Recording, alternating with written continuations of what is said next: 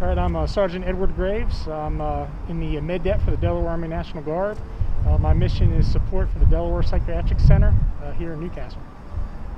We are providing assistant care for one of the COVID-19 units here at the hospital, well, the only COVID-19 unit here in the hospital. They've had a lot of staff and patients that have been infected, so they're out. The staff are out of work due to that. So we're supporting their hospital mission, supplementing in so we can take care of the patient that they have. Sure. Yeah, I think we're stabilizing the unit that's going on. Due to the assistance, the patients here do have some mental disabilities in addition to healthcare issues. We have to kind of be wary of how we talk, how we act, and I think just our military etiquette and our military mannerisms are bringing a calmness to the staff and to the patients. We're coming in, we all have different backgrounds, so when we're coming in with some different ideas that maybe the staff here that are still here haven't yet thought of, and we're implementing some things that's maybe after we leave they might implement on themselves to keep things going in their units. The mission's important because we're actually helping people, and we're helping people in our state of Delaware. This whole COVID-19 thing has really put a lot of stressors on vulnerable elements of the population which are in this hospital or this center. And with us coming in, they're able to take care of these patients because these patients can't be out on their own currently, with their disabilities that's going on. And even though they're not critically sick, we are doing everyday patient care. We do some changing of the patients that they aren't mobile. There's a few patients with dementia and things like that, so we have to feed them. They can't feed themselves, and then we're just doing anything we can to help them and the staff to get with their day-to-day living. Well, we're with the lack of staffing here, pretty much our unit that we're working at, they've lost, not to know the exact numbers, but maybe over 50% of their staff. So the staff here, they get mandated to work 16-hour shifts. They don't know that until literally an hour before their shift ends. And they're working double shifts 5 days in a row, some of them. So with us coming in to give them a little bit of assistance and know that we bring a competent workforce to the unit, I think it's settling for them. I've been in the National Guard for 20 years. I've always been a medic. I've been deployments, been to Saudi Arabia for Operation Desert Spring. For the troop surge, I was stationed in Kalsu, Iraq, and then Afghanistan 2013. We've also done some humanitarian type missions in Georgia and Puerto Rico, and other support has just been for our natural disasters that we have, snowstorms, hurricanes, things of that nature. Well, with Georgia and Puerto Rico, we did baseline assessments of patients, and I was teamed up with a provider. We did basic vital signs, got a past medical history, and if there was any sources or resources that we could send them to, depending on where we're at, we would send them to those sources such as dental, and things of that nature. We also got some good training in just communicating, especially in Puerto Rico with people that speak a different language than I do. So that was exciting for me to get that done. For Georgia, it's just helping an element that needed the care at the time. And it's the same as Puerto Rico for both of those. Yeah, in Iraq, we were setting up a police station. We had a surveyor. Our team was out with surveyors, and we're putting protection out on the roadway. And a truck comes speeding up to our convoy, once he stopped, we found we had an injured civilian in the back, which had his leg and his arm amputated. And what we could gather with our interpreter was that it was because he stepped on a pressure plate IED. So we, initiated care and put on tourniquets, and we CASEVAC'd him out to one of the local cops. I was the only medic on the scene, and then I had some combat lifesavers. First Sergeant Ashby was with me at that time, and he was a big assistance to us. And then just the support we received to get him loaded up on the litter and It made me feel good because we, as the medic, this was with the 153rd MP company.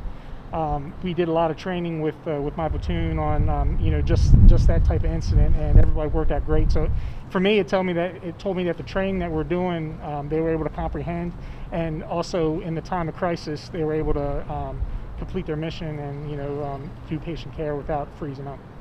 Well, with my deployments and those experiences, you get to good experience working with people of different different backgrounds, cultures, and it's the same here. Even in the state, we have a variety of people and cultures that we have to deal with.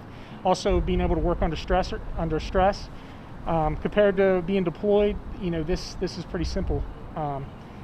So what a lot of other people might think is a little more intense or more draining on their motivation to work. Being high tempo with those deployments, it's kind of prepared me for that. Jobs, actually, I'm an EMT for Nemours AI DuPont Critical Care Transport Team, and then I also work part-time at the American Legion Ambulance in Smyrna. Both of them have been affected by this, and pretty much from Nemours, I go around to surrounding facilities and we pick up sick children, and we bring them to our facility for more specialized care. Yeah, I've worked at Nemours for a total of 9 years, and I've worked at the American Legion Ambulance for 5. Well, we staff ambulances for the hospital. We go to all the local surrounding facilities, probably in about a 200-mile radius, and we pick up children that require specialized care. We also do a lot of the neonatal transports, and pretty much any hospital that feels uncomfortable with a pediatric patient, they'll usually call us for our guidance and leadership, and then we will, if need be, come and pick them up and bring them to our facility for a higher level of care. Both of them are very supportive. Both organizations are military friendly. For me, I always try to keep my supervisors in the know of what's going on. So when COVID-19 started heating up, my unit was passing down information to us, weekly, and I was letting them know, possibility of deployments or activations, and pretty much by the time that it came up for this activation, they were already planning for me to be gone. So it was good. How can we? It was.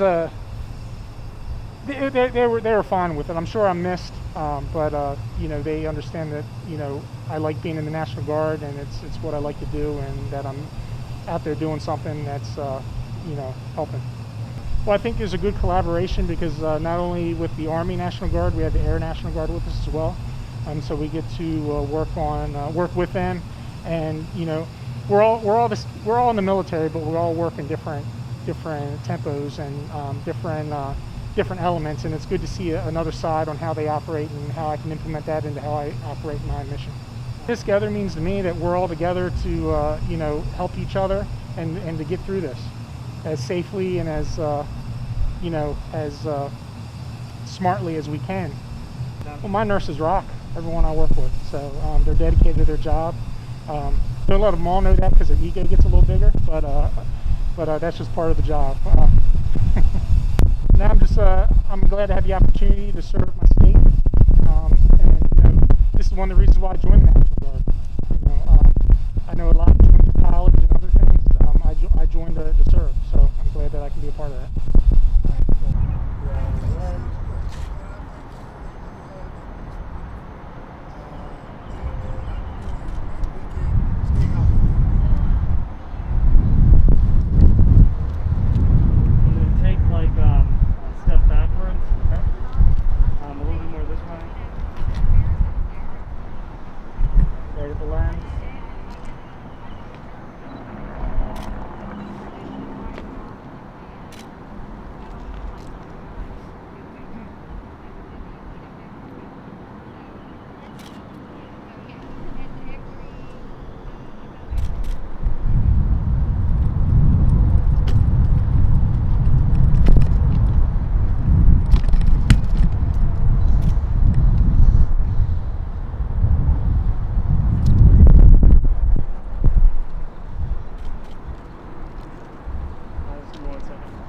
fine. I'm just Sir, doing.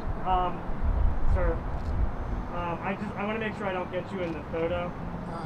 Is there any way you could go to the other side of the bench? I just want to respect your privacy. Thank you very much.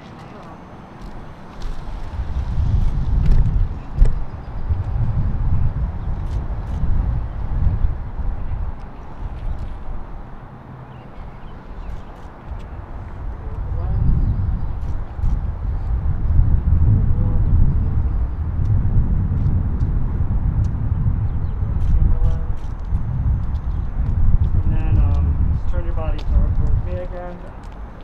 Take a step forward. And look right at the lens.